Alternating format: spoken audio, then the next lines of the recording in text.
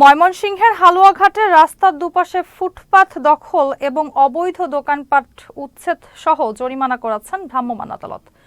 রোববার পৌর শহরের বিভিন্ন সড়কে ভ্রাম্যমাণ আদালত পরিচালনা করেন সহকারী কমিশনার ও নির্বাহী ম্যাজিস্ট্রেট মিজ জান্নাত। সড়কের দুপাশে সরকারি জায়গা দখল করে অবৈধভাবে দীর্ঘদিন ধরে ব্যবসা পরিচালনা করে আসছিল কিছু অসাধু ব্যবসায়ী।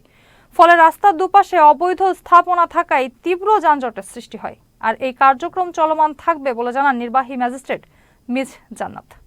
হালুয়াঘাট পৌরসভার একটি কমন সমস্যা হলো যানজট সমস্যা। যানজট সমস্যার জন্য আমরা উপজেলা নির্বাহী অফিসার স্যার এবং পৌরসভার পক্ষ থেকে আমরা বিভিন্ন উদ্যোগ গ্রহণ করেছি। তারই অংশ হিসেবে আজকে আমরা ফুটপাত দখল থেকে উচ্ছেদ কার্যক্রম পরিচালনা করেছি।